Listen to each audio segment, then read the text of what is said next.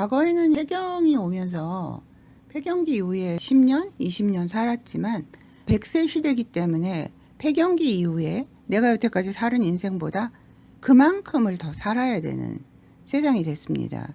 저는 호르몬에 관심이 많은데요. 제가 읽은 이 페이퍼는 상당히 주목을 해야 되고 획기적인 어떤 사실이 있어서 같이 공유하고자 합니다. 폐경은 인생의 가을이 아니라 새로운 스프링, 봄의 시작이라고 말씀드리고 싶어요. 그렇게 준비해야 되는 거죠. 근데 이 연구는 영국의 그 체외수정 센터에서 한 10명의 환자를 대상으로 한 것입니다. 자연적인 것으로 폐경을 20년 지연시킬 수 있는, 폐경이라고 생각하면 그 여성들이 유방암의 위험도 때문에 굉장히 어떤 호르몬 투여를 하거나 하는 것을 두려워하시죠.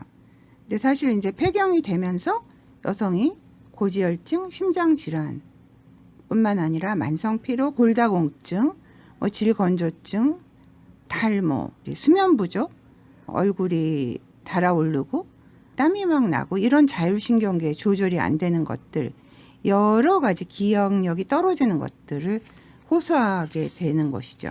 그런데 이 체외수정센터에서 영국의 가디언지에 발표한 이 논문 페이퍼는 무엇을 얘기하냐면 난소 조직을 절제해서 특수한 처리를 해서 동결시키는 거죠.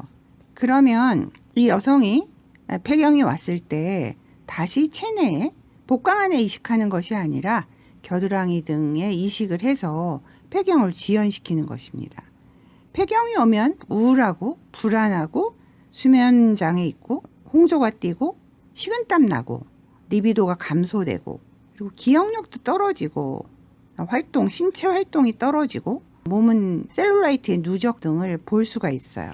그래서 이런 것들이 여성에게 굉장한 스트레스나 우울감을 만들어내는 것이죠. 이게 만약에 조직이 성공적으로 잘 살면 20대 난소 조직을 절제해서 동결하는 것은 20년을 연장시키고 만약에 40대 난소 조직을 동결시켜서 나중에 폐경이 됐을 때 이용하게 되면 5년을 연장시킬 수 있다는 보고입니다.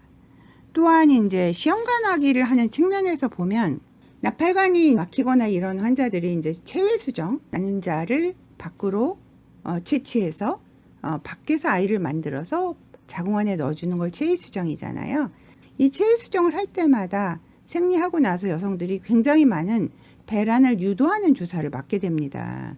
그런데 만약에 이것들이 성공적으로 수행된다면 20대 난소 조직을 절제해서 동결했을 경우에는 난자를 2,000개까지 이용할 수 있다는 가정이 쓸 수가 있어요. 따라서 이렇게 많은 난자가 이용이 가능하게 되면 체외수정을 할 때 배란을 유도하기 위해서 과배란 주사를 맞을 필요가 없을 수가 있다는 가설이 쓸 수가 있죠. 여성이 폐경이 왔을 때 자기 난소 조직을 이용해서 폐경을 연장시키는 것에 대한 획기적인 페이퍼가 영국 가디언지에 있어서 사실 우리나라 여성들이 폐경기가 돼도 호르몬제를 굉장히 많이 거부하시거든요. 유방암 때문에요. 동물성인가요? 식물성인가요? 아주 불안해하세요. 그렇지만 주변을 둘러보시면 오리나 오리고기, 수족관에 있는 그런 생선들 이런 것들이 어떤 인공적인 것들이 굉장히 많이 가미해진 사실을 우리가 알고 있잖아요. 우리 주변에서 있는 무슨 미세먼지라든지 이런 것들보다 위험도가 그렇게 높지 않습니다. 그래서 여성이 폐경기 이후의 인생을 좀 더 삶의 퀄리티, 질을 높이고 건강하게 다이나믹하게 사는 데 있어서 호르몬은 필수라고 이야기 드리고 싶습니다. 난소의 나이, 폐경. 여성이 분명히 남성보다 수명이 길잖아요. 그 이유가 저는 굉장히 궁금했거든요.